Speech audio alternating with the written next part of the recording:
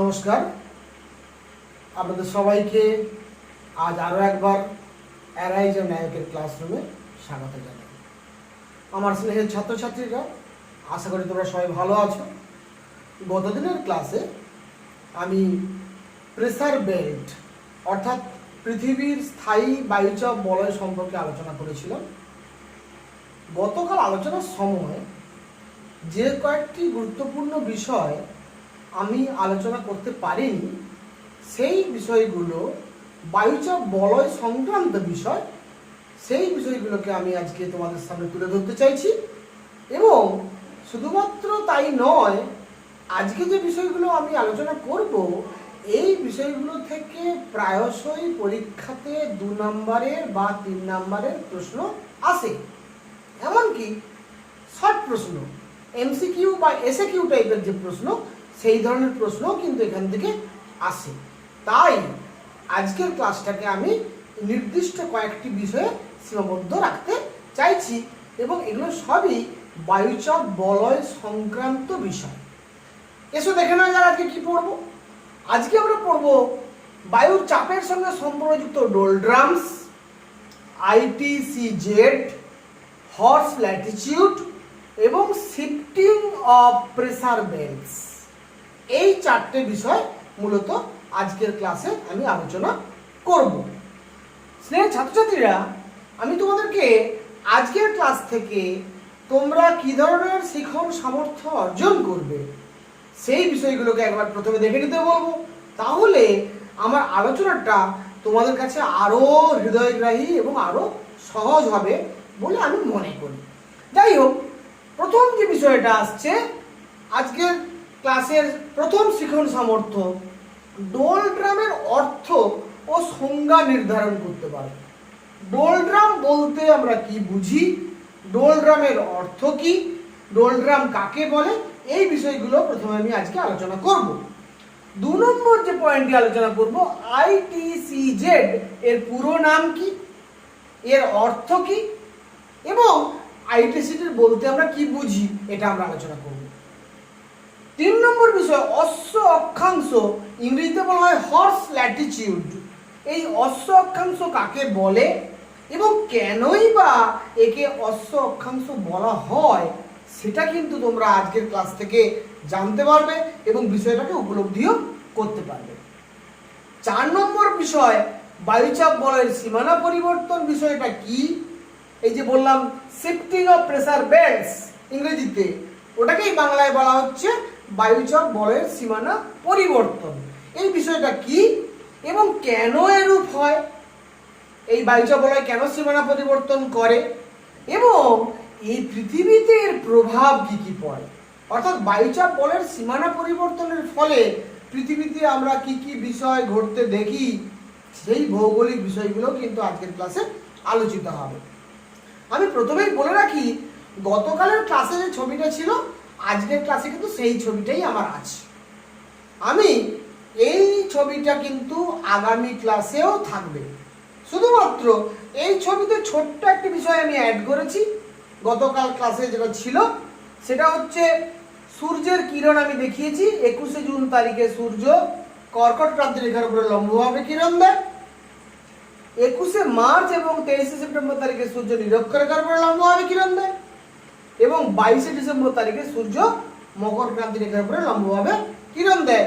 এইটা কিন্তু আমি আজকে বোর্ডে অ্যাড করেছি। আর বাকি বিষয়গুলো একই আছে। আমি গতকাল যে প্রেসার বেল্ট আলোচনা করেছিলাম বা পৃথিবীর স্থায়ী বায়ুচাপ বলয়গুলো আলোচনা করেছিলাম, সেগুলো কিন্তু এই ডান দিকের বিষয়গুলো, বায়ুচাপ বলয়ের অবস্থান, এই বায়ুচাপ বলয়ের নাম এবং কেন এই বায়ুচাপ বলয়গুলো এখানে সৃষ্টি হয় বা উৎপত্তি হয়, সেটা আমি বিস্তৃতভাবে আলোচনা করেছিলাম। 7টা বায়ুচাপ বলয়, 4টে উচ্চচাপ বলয়, 3টে নিম্নচাপ বলয়, বিস্তৃত আলোচনা করেছিলাম। আমি কিন্তু বাঁ দিকের বিষয়গুলো এখনো আলোচনা করিনি, অর্থাৎ নিয়ত বায়ু সংক্রান্ত বিষয়গুলো, মেরু বায়ু, আয়ন বায়ু, প্রত্যয়ন বায়ু, পশ্চিমা বায়ু ইত্যাদি বিষয়গুলো কিন্তু আলোচনা করিনি। এমনকি ঊর্ধ্বগামী বায়ু, নিম্নগামী বায়ু আলোচনাটা বিস্তৃতভাবে করা হয়নি। ওটা কিন্তু আগামী ক্লাসে আমি বায়ুচাপ বলয় এবং নিয়ত বায়ুর সম্পর্ক যখন পড়াবো, তখন তোমাদের কাছে বিস্তৃতভাবে তুলে ধরবো। এখন তোমাদের চোখটা এই দিকে থাকলেই হবে, অর্থাৎ বোর্ডের ডান দিকে। বোর্ডের বাম দিকে কিন্তু নেক্সট ক্লাসে যখন আমি নিহত বায়ু প্রবাহ পড়বো তখন তোমরা কিন্তু বাম দিকের অংশটা ভালো করে বুঝবে। যাই হোক, প্রথম যে বিষয়টা ডোল ড্রাম, এই ডোল ড্রাম এটা একটা ইংরেজি কথা। ডোল ড্রামের দুটো কথা, ডোল্ড একটা কথা, রামস একটা কথা। DOLD, ডোল্ড, এই কথার অর্থ হচ্ছে বোকা। আর রামস, RUMS, রামস মানে হচ্ছে খেয়াল। এটাকে পৃথিবীর বোকা খেয়াল বলে বলা হচ্ছে। কাকে না, নিরক্ষীয় নিম্নচাপ শান্ত বলয়। আমি গতকাল নিরক্ষরেখায় কেন নিম্নচাপ হয় আলোচনা করেছি, কিন্তু এটাকে শান্ত বলয় কেন বলে এটা কিন্তু আলোচনা করিনি।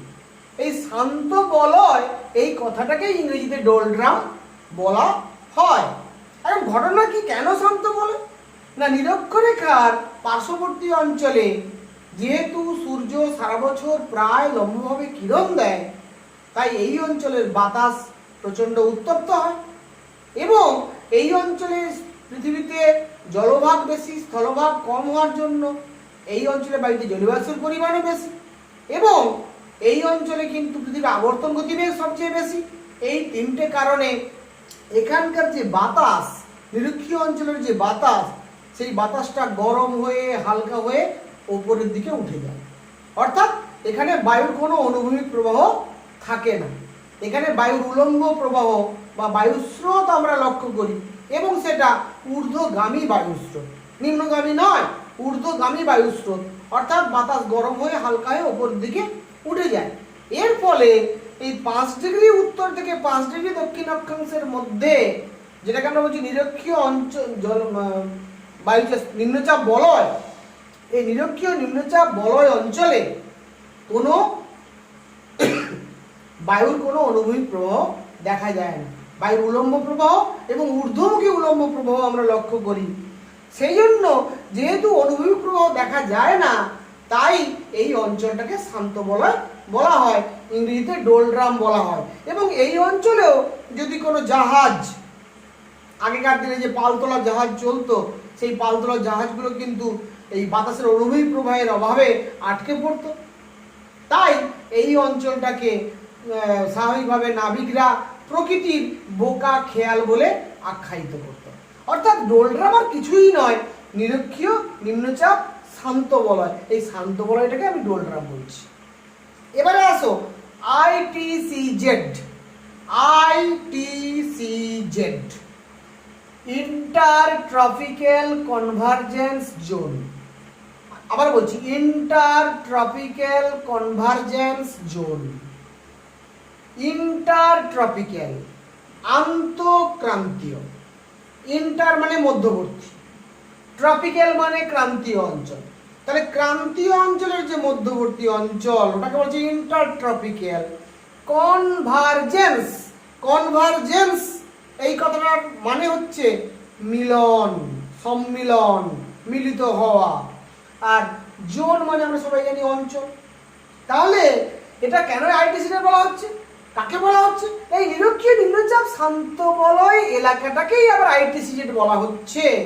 তার কারণ তোমরা যখন নিহত বায়ু পড়বে তখন দেখবে যে এই নিরক্ষীয় নিম্নচাপ বলয়ে কর্কটীয় উচ্চচাপ বলয় থেকে এবং মকরীয় উচ্চচাপ বলয় থেকে নিরক্ষীয় নিম্নচাপ বলয়ের দিকে উত্তর পূর্ব আয়ন বায়ু এবং দক্ষিণ পূর্ব আয়ন বায়ু এসে মিলিত হয় এবং আবার গরম হয়ে উপর দিকে উঠে যায়। এই যে দুটো কর্কটীয় এবং মকরীয় ক্রান্তীয় অঞ্চল থেকে, উচ্চচাপিত অঞ্চল থেকে উত্তর পূর্ব এবং দক্ষিণ পূর্ব বায়ু, আয়ন বায়ু এসে মিলিত হচ্ছে, এই জন্য এর নাম আন্তঃক্রান্তীয় শান্ত বলয়। তাহলে বোঝা গেল ব্যাপারটা। তাহলে আন্তঃক্রান্তীয় শান্ত বলয় আর কিছুই নয়, এটা হচ্ছে নিরক্ষীয় অঞ্চলে যেহেতু উত্তর গোলার্ধে উত্তর পূর্ব আয়ন বায়ু এবং দক্ষিণ গোলার্ধে দক্ষিণ পূর্ব আয়ন বায়ু পরস্পর এসে মিলিত হচ্ছে। এইদিকে এখানটা দেখো, এটা উত্তর পূর্ব আয়ন বায়ু, এটা দক্ষিণ পূর্ব আয়ন বায়ু, এরা এসে কিন্তু নিরক্ষীয় অঞ্চলে মিলিত হচ্ছে। এই জন্য এই নিরক্ষীয় অঞ্চলটাকে আমরা বলছি নিরক্ষীয় নিম্নচাপ শান্ত বলয়। যেহেতু এখানে কোনো অনুভূমিক প্রবাহ থাকে না, তাই তার নাম শান্ত বলয় বা ডোলড্রাম। এবং এখানে দুটো ক্রান্তীয় অঞ্চল থেকে আগত বাতাস এসে মিলিত হচ্ছে, তাই তার নাম আইটিসিজেড। তাহলে দুটো নাম দুটো কারণে, একটা দুটো বাতাস মিলিত হচ্ছে বলে আইটিসিজেড, আর ওখানে বাতাসের অনুভূমিক প্রবাহ থাকে না, উলম্ব প্রবাহ থাকে, ঊর্ধ্বমুখী উলম্ব প্রবাহ থাকে, তাই তার নাম ডোলড্রাম। দুটোকে কিন্তু গুলিয়ে ফেলা চলবে না। একটা হচ্ছে বাতাসের অনুভূমিক প্রবাহ না থাকার কারণে, আরেকটা হচ্ছে দুটো ক্রান্তীয় অঞ্চল থেকে আগত বাতাস এসে মিলিত হওয়ার কারণে। এই দুটো কথা, দুটো ভাষা স্পষ্ট করে লিখতে হবে যদি তোমাদের প্রশ্ন পড়ে। এরপরে আসছে হর্স ল্যাটিচিউড। হর্স ল্যাটিচিউড, যাকে আমরা বাংলায় বলছি অশ্ব অক্ষাংশ, আমার 3 নম্বর কাম্য শিখন সামর্থ্যে যেটা আলোচনা করার কথা, সেটা অশ্ব অক্ষাংশ। এটা কিন্তু এই কর্কটীয় উচ্চচাপ বলয়কে মূলত বলা হয়। এমনকি আমরা মকরীয় উচ্চচাপ বলয়কেও কিন্তু অশ্ব অক্ষাংশ বলতে পারি। তবে এখানে একটা ঘটনা আছে। সেই কেন এর নাম অশ্ব অক্ষাংশ রাখা হলো, এর পেছনে একটা ঘটনা আছে। সেই ঘটনাটা আগে তোমাদের গল্প আকারে বলে দিই, তাহলে তোমাদের ব্যাপারটা বুঝতে আরো ইজি হবে। তারপরে আমি ভৌগোলিক কারণটা ব্যাখ্যা করব কেন এই ধরনের ঘটনা ঘটে। বিষয়টা হচ্ছে, প্রাচীনকালে যখন কোনো মোটর চালিত জাহাজ ছিল না, একমাত্র জাহাজ পথে, নৌপথেই পণ্য পরিবহন হতো এক দেশ থেকে আরেক দেশে, তখন কিন্তু পালতোলা জাহাজ চলত। নাবিকরা পালতোলা জাহাজে করে এক দেশ থেকে আরেক দেশে সমুদ্রের মাধ্যমে যেত এবং ব্যবসা বাণিজ্য করত। তা শোনা যায়, কোনো সুনির্দিষ্টভাবে কোনো ডেট টাইম আমরা বলতে পারবো না, কিন্তু শোনা যায় যে আটলান্টিক মহাসাগরের মধ্যে এই 25 থেকে 35 ডিগ্রি উত্তর অক্ষাংশের মধ্যে, অর্থাৎ কর্কটীয় উচ্চচাপ বলয়ের মধ্যে, এখানে একটি ঘোড়া ভর্তি জাহাজ দীর্ঘদিন আটকে পড়েছিল বাতাসের অভাবে। এর ফলে একটা সময় যখন দেখা গেল কিছুতেই জাহাজ এগোচ্ছে না, তখন নাবিকের বড় চিন্তা হলো। নাবিক তখন কি করবে? আগে নিজেকে বাঁচতে হবে, যতক্ষণ না জাহাজটাকে আমরা এই এলাকাটাকে অতিক্রম করাতে পারছি ততক্ষণ পর্যন্ত বিপদ কাটবে না। তাই তারা কিন্তু সমস্ত ঘোড়াগুলোকে সমুদ্রের জলে ফেলে দিয়ে 1 নম্বর জাহাজের ওয়েট বা ওজন কমিয়েছিল, আর 2 নম্বর ঘোড়ার জন্য যে সমস্ত খাওয়ার মজুদ ছিল সেই খাবারগুলো খেয়ে অন্তত নাবিকরা বাঁচতে পারবে, এই আশায় কিন্তু ঘোড়াগুলোকে তারা সমুদ্রে ফেলে দিয়ে তারা কিন্তু কোনো রকমে সে যাত্রায় বেঁচে গেছিল। অর্থাৎ একদিকে জাহাজটা একটু ওজন কমলো, অপরদিকে ঘোড়ার জন্য মজুদ খাদ্য খেয়ে কিছুদিন জীবন চালানো গেল এবং সেখান থেকে বাঁচা গেল। এই যে জাহাজ আটকে পড়েছিল, সেই জাহাজ আটকে পড়েছিল কর্কটীয় উচ্চচাপ বলয়ে। সেই সময় থেকে এই অংশটির নামকরণ করা হয়েছে 25 ডিগ্রি নর্থ থেকে 35 ডিগ্রি নর্থ, যেখানে কর্কটীয় উচ্চচাপ বলয় অবস্থিত, সেইখানে জাহাজ আটকে পড়ার জন্যই তার নামকরণ করা হয়েছে। ঘোড়া ভর্তি জাহাজ আটকে পড়ার জন্য তার নাম হয়েছে অশ্ব অক্ষাংশ। এবারে প্রশ্ন হচ্ছে, কেন জাহাজ আটকে পড়েছিল? কেন জাহাজ আটকে পড়ে? এখানে শুধু পড়েছিল তাই নয়, এখানে আটকে পড়তো কেন, এটা বুঝতে হবে। তার কারণ আমি আগেই বলেছি, আগে কিন্তু মোটর চালিত জাহাজ ছিল না, সবই পালতোলা জাহাজ, অর্থাৎ বাতাসকে কাজে লাগিয়ে কিন্তু জাহাজ চলাচল করত। ফলে বাতাস যদি কখনো না থাকে তাহলে জাহাজ কিন্তু আর এগোতে পারত না। এবারে এই যে অঞ্চলগুলো, কর্কটীয় বলয়, মকরীয় বলয়, নিরক্ষীয় অঞ্চল, যেগুলোকে আমরা স্থায়ী বায়ুচাপ বলয় বলছি, এই অঞ্চলগুলোতে কিন্তু বাতাসের কোনো অনুভূমিক প্রবাহ থাকে না। এখানে বাতাস, আমি একটু আগে বললাম, উলম্বভাবে বা উপর থেকে নিচের দিকে বা নিচ থেকে উপরের দিকে প্রবাহিত হয়। এই কারণেই কিন্তু এখানে জাহাজগুলো আটকে পড়ে। এবং নিরক্ষীয় অঞ্চলেও আমি শান্ত বলয় বলেছিলাম, বা এমনিতে ডোলড্রাম বলেছিলাম, বা মানুষ তখনকার দিনে মানুষ বলতো পৃথিবীর বোকা খেয়াল বলে, ডোলড্রামকে বলা হতো পৃথিবীর বোকা খেয়াল। একইভাবে কর্কটীয় উচ্চচাপ বলয়ে এবং মকরীয় উচ্চচাপ বলয়ে এখানে কিন্তু বাতাস নিম্নগামী, অর্থাৎ নিরক্ষীয় অঞ্চলে যে বাতাসটা গরম হয়ে হালকা উপরে উঠলো, উপরে উঠে কেন্দ্রাতিক বলের প্রভাবে বিস্তৃত হয়ে গেল 2 মেরুর দিকে, ওই বাতাসটাই কিন্তু কর্কটীয় এবং মকরীয় উচ্চচাপ বলয়ে আবার নিচের দিকে নামবে। ফলে ওই অঞ্চলে বাতাসের পরিমাণ বাড়বে, ফলে ওই অঞ্চলে উচ্চচাপ সৃষ্টি হবে। এটা আমি আগের ক্লাসে ব্যাখ্যা করেছি। এই যে ওখানে নিম্নগামী বায়ু, আমরা নিরক্ষীয় অঞ্চলে ঊর্ধ্বগামী বায়ু, আর কর্কটীয় ও মকরীয় অঞ্চলে নিম্নগামী বায়ু, এই বাতাসগুলো মানে বায়ুস্রোত, এটাকে বায়ু প্রবাহ বলা যাবে না। এই নিম্নগামী বায়ুস্রোতের কারণে এখানে বাতাসের কোনো অনুভূমিক প্রবাহ না থাকার কারণে এখানে জাহাজগুলো আটকে পড়ে। ফলে এই যে বলয়গুলো দেখতে পাচ্ছ, প্রতিটা বায়ুচাপ বলয়েই আমরা দুই মেরু বিন্দুর বলয় ছাড়া আমরা দেখব ওই অংশটুকুতে কিন্তু বাতাসের কোনো অনুভূমিক প্রবাহ থাকে না। ফলে ওই অঞ্চলগুলোকে সবগুলোকেই আমরা শান্ত বলয় বলতে পারি। ফলে নিরক্ষীয় নিম্নচাপ বলয় যেমন শান্ত বলয়, কর্কটীয় উচ্চচাপ বলয় একটি শান্ত বলয়, মকরীয় উচ্চচাপ বলয় একটি শান্ত বলয়, সুমেরুবৃত্তীয় নিম্নচাপ বলয় একটি শান্ত বলয়, কুমেরুবৃত্তীয় নিম্নচাপ বলয় একটি শান্ত বলয়। অর্থাৎ এই অঞ্চলগুলোতে বাতাসের কোনো অনুভূমিক প্রবাহ থাকে না। এবং এই দুটো অঞ্চলে ওই ঘোড়াভর্তি জাহাজটা আটকে পড়েছিল বলে এবং ঘোড়াগুলোকে ফেলে দিয়ে বেঁচেছিল বলে নাবিকরা এর নামকরণ করা হয়েছে অশ্ব অক্ষাংশ। এবং কর্কটীয় উচ্চচাপ বলয়কে অশ্ব অক্ষাংশ বলার জন্য একইভাবে দক্ষিণ গোলার্ধে মকরীয় উচ্চচাপ বলয়কে অশ্ব অক্ষাংশ এখন বলা হয়। তাহলে আমরা অশ্ব অক্ষাংশ ব্যাপারটা কি বুঝলাম? অশ্ব অক্ষাংশ আর কিছু নয়, অশ্ব অক্ষাংশ আসলে কর্কটীয় এবং মকরীয় উচ্চচাপ অঞ্চলে অ্যাকচুয়ালি বাতাসের অনুভূমিক প্রবাহ না থাকার জন্য, বাতাসের নিম্নগামী বায়ুস্রোত থাকার জন্য যে জাহাজ আটকে পড়েছিল সেখান থেকে এরকম নামকরণ করা হয়েছে। তাহলে কেন বলা হয় আমরা ভালোভাবে উপলব্ধি করতে পারলাম। এবারে যেটা আসবো সেটা হচ্ছে বায়ুচাপ বলয়ের সীমানা পরিবর্তন। এটা কিন্তু খুব গুরুত্বপূর্ণ একটা বিষয়, ভেরি ইম্পর্টেন্ট, ভেরি ইম্পর্টেন্ট। বায়ুচাপ বলয়ের সীমানা পরিবর্তন। আমরা এই যে 7টা বায়ুচাপ বলয় দেখতে পাচ্ছি, এই 7টা বায়ুচাপ বলয়কে আমরা বলছি স্থায়ী বায়ুচাপ বলয়।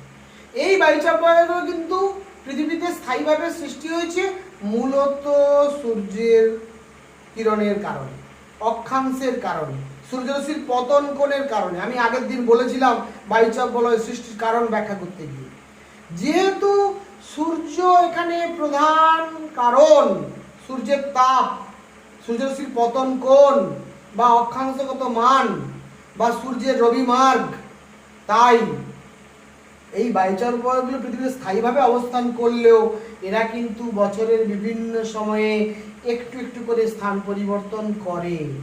এবারে আমরা আজকে জানবো কখন কিভাবে স্থান পরিবর্তন করে। এই যে স্থান পরিবর্তন করে এটাকেই বলা হচ্ছে বায়ুচাপ বলয়ের সীমানা পরিবর্তন। এই সীমানা পরিবর্তনের পেছনে প্রথম এবং প্রধান কারণ হচ্ছে পৃথিবীর পরিক্রমণ গতি। পৃথিবীর পরিক্রমণ গতি অর্থাৎ পৃথিবীর মেরুরেখা তার কক্ষতলের সঙ্গে 66.5 ডিগ্রি কোণ করে হেলে পৃথিবী যেহেতু সূর্যকে প্রদক্ষিণ করে, যেটাকে আমরা পরিক্রমণ গতি বলি, এই পরিক্রমণ গতির ফলেই কিন্তু এই ঘটনাটা ঘটে। আর কি কারণ না, সূর্যের উত্তরায়ণ এবং দক্ষিণায়ন, আমরা যেটাকে রবি মার্গ বলছিলাম, যেটাকে আমরা সূর্যের আপাত বার্ষিক গতি বলছিলাম।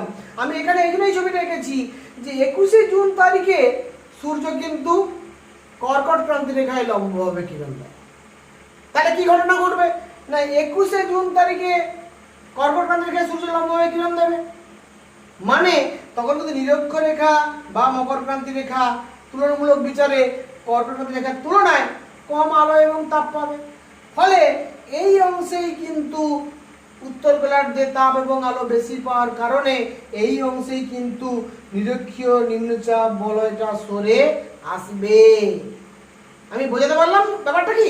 ব্যাপারটা কি বোঝাতে পারলাম? অর্থাৎ যখন সূর্য উত্তর গোলার্ধে কর্কট থেকে লম্বভাবে কিরণ দেবে, উত্তর গোলার্ধে বেশি আলো এবং তাপ পাবে, তখন কিন্তু প্রতিটি বায়ুচাপ বলয় একটু উত্তর দিকে সরে যাবে। 5 থেকে 10 ডিগ্রি অক্ষাংশ পর্যন্ত এদের উত্তরমুখী সরণ ঘটবে। সূর্য যখন উত্তরায়ণ হবে, উত্তরায়ণ বললে হয়তো ক্লিয়ার হবে না ব্যাপারটা, সূর্য যখন উত্তর গোলার্ধে কর্কট ক্রান্তি রেখার উপর লম্বভাবে কিরণ দেবে, তখন কিন্তু এই ঘটনাটা আমরা দেখবো নিরক্ষীয় নিম্নচাপ বলয়, মকরীয় উচ্চচাপ বলয় এবং কর্কটীয় উচ্চচাপ বলয় সবাই কিন্তু একটু একটু করে উত্তর দিকে সরে যাবে। অর্থাৎ এই যে স্থানগুলো আমি দেখতে পাচ্ছি, এই স্থানগুলো 5 থেকে 10 ডিগ্রি পর্যন্ত সীমানা পরিবর্তন করবে। একইভাবে যখন 21শে মার্চ এবং 23শে সেপ্টেম্বর সূর্য নিরক্ষরেখায় কিরণ দেবে, তখন কিন্তু এটা ইনট্যাক্ট থাকবে। এইরকমই বায়ুচাপ বলয়ের অবস্থান আমরা দেখতে পাবো। কিন্তু আবার 22শে ডিসেম্বর তারিখে সূর্য যখন মকর ক্রান্তি রেখায় লম্বভাবে কিরণ দেবে, তখন কিন্তু ঠিক উল্টো ঘটনা ঘটবে। কি উল্টো ঘটনা? না, দক্ষিণ গোলার্ধ বেশি আলো এবং তাপ পাবে। দক্ষিণ গোলার্ধে সূর্যের লম্ব কিরণের ফলে উত্তর গোলার্ধ সূর্য থেকে দূরে সরে চলে যাবে, উত্তর গোলার্ধে আলো এবং তাপ কম পৌঁছাবে। তখন কিন্তু প্রতিটি বায়ুচাপ বলয় একটু দক্ষিণ দিকে সরে যাবে, অর্থাৎ প্রতিটি বায়ুচাপ বলয় একটু দক্ষিণ দিকে সরে যাবে, অর্থাৎ 5 থেকে 10 ডিগ্রি পর্যন্ত দক্ষিণ দিকে অপসারণ ঘটবে। এই বিষয়টাকে বলা হচ্ছে বায়ুচাপ বলয়ের সীমানা পরিবর্তন। অর্থাৎ এই বায়ুচাপ বলয়গুলো আপাত দৃষ্টিতে আমরা যেটাকে ছবি এঁকে দেখিয়েছি, এই যে লোকেশন, এই লোকেশনটা কিন্তু বছরের বিভিন্ন সময় একটু একটু করে পাল্টাতে থাকে। কিসের জন্য? পৃথিবীর পরিক্রমণ গতি, জলভাগ স্থলভাগের বন্টন, পৃথিবীর মেরুরেখা কক্ষপথের সঙ্গে সাহায্য হেলে থাকা, আপাত বার্ষিক গতি বা রবিমার্গ অর্থাৎ উত্তরায়ণ এবং দক্ষিণায়নের জন্য পুরো ঘটনাটা ঘটতে থাকে। এই বিষয়টাকে বলা হচ্ছে বায়ুচাপ বলয়ের সীমানা পরিবর্তন। এবারে বায়ুচাপ বলয়ের সীমানা পরিবর্তন হলো, এর ফলে কি ঘটে? এর ফলে পৃথিবীতে আমরা কি ধরনের ভৌগোলিক পরিবর্তন লক্ষ্য করতে পারি, এটাও কিন্তু বুঝে নেওয়ার খুব দরকার। যে বায়ুচাপ বলয়ের সীমানা পরিবর্তনের জন্য কি কি ঘটনা ঘটে, সেটা কিন্তু আমরা যদি বুঝে নিতে পারি, যে কোনো প্রশ্নের উত্তর, যে ধরনের প্রশ্নের আসলে কোনো ভৌগোলিক কারণ ব্যাখ্যা আমরা পরীক্ষাতে লিখতে পারবো। কিরকম ব্যাপারটা? না, প্রভাবটা আগে আমি আলোচনা করি। যেহেতু এই বায়ুচাপ বলয়ের সীমানা পরিবর্তন ঘটছে, তার ফলে কি হবে? আয়ন বায়ুগুলো স্থান পরিবর্তন করবে।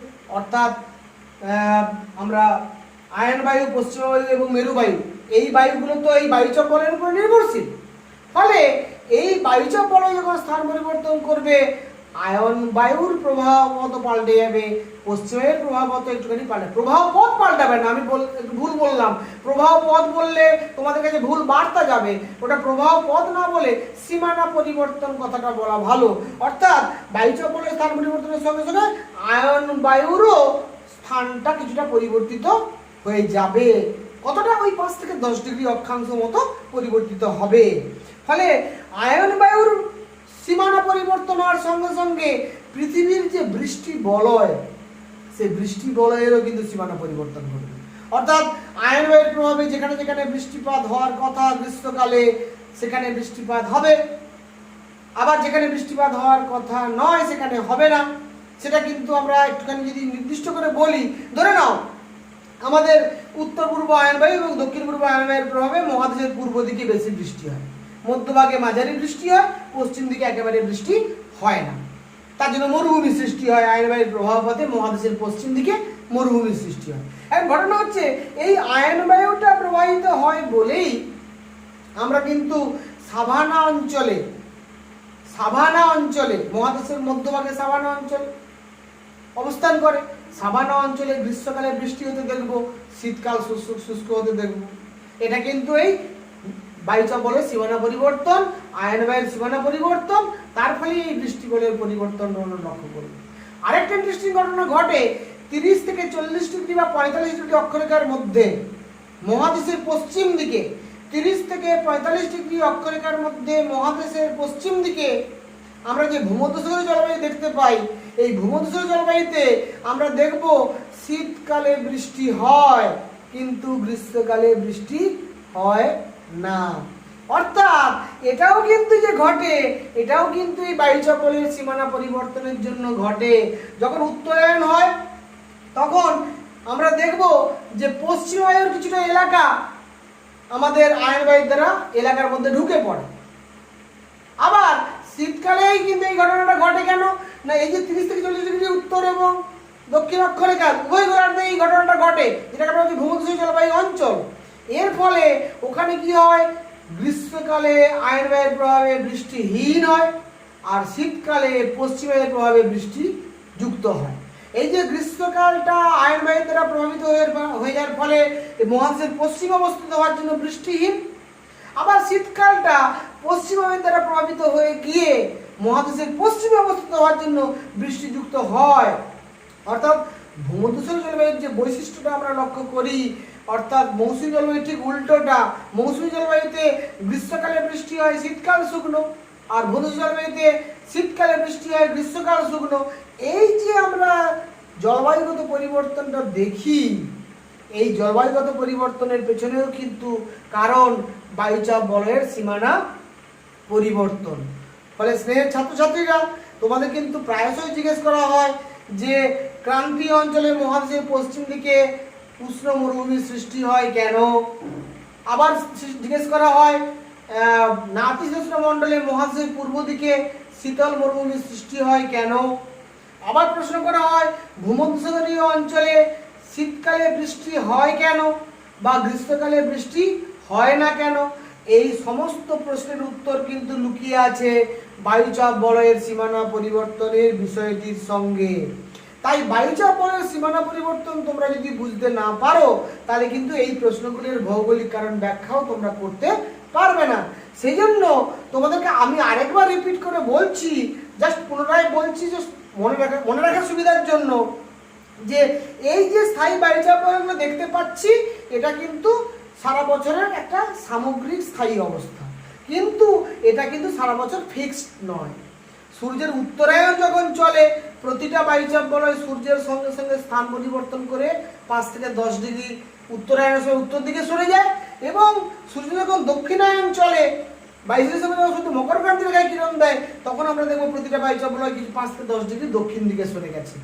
এই যে বায়ুচাপ বলয়ের সীমানা পরিবর্তন হয়, তার ফলে আয়ন বায়ুর এলাকা পশ্চিমের এলাকায় ঢুকে পড়ে, বা পশ্চিমের এলাকা আয়ন বায়ুর এলাকায় ঢুকে পড়ে। এর ফলেই কিন্তু বৃষ্টিপাতের পরিবর্তন, বৃষ্টি বলয়ের পরিবর্তন, বাতাসে বায়ু প্রবাহের পরিবর্তন এবং জলবায়ুর পরিবর্তন ঘটতে দেখা যায়। এই ভৌগোলিক কারণগুলো কিন্তু পরীক্ষাতে প্রায়শই আসে। শুধুমাত্র তোমাদের মাধ্যমিক লেভেলের পরীক্ষায় নয়, উচ্চ মাধ্যমিক লেভেলের পরীক্ষায়, গ্র্যাজুয়েশন লেভেলের পরীক্ষায়, মাস্টার ডিগ্রি লেভেলের পরীক্ষায়, এমনকি কম্পিটিটিভ এক্সাম পরীক্ষাতেও কিন্তু এই ধরনের কনসেপচুয়াল প্রশ্ন আসতে দেখা যায়। তাই সকলের সুবিধে হবে তোমরা যদি এই ভিডিওটা দেখো। স্নেহের ছাত্রছাত্রীরা, তোমাদের যদি ভিডিওটা পছন্দ হয়, তোমাদের যদি উপকারে লাগে, তোমরা নিশ্চয়ই লাইক, শেয়ার এবং সাবস্ক্রাইব করবে আমার চ্যানেলটি। সেই সঙ্গে আমার সম্মানীয় শিক্ষক শিক্ষিকা মণ্ডলী বা দর্শক মণ্ডলী যারা আমার এই চ্যানেলটি দেখছেন, ক্লাসগুলো দেখছেন, তাদের কাছে আমার বিনম্র আবেদন, আপনারা যদি এখনও সাবস্ক্রাইব না করে থাকেন চ্যানেলটি, দয়া করে সাবস্ক্রাইব করবেন, এবং যারা ইতিমধ্যেই সাবস্ক্রাইব করেছেন তাদেরকে আমি আন্তরিকভাবে কৃতজ্ঞতা এবং ধন্যবাদ জানিয়ে সবাইকে আরও একবার যথাযোগ্য স্থানে সম্মান, শ্রদ্ধা, শুভেচ্ছা জানিয়ে আজকের ক্লাস এখানেই শেষ করছি। Thank you very much.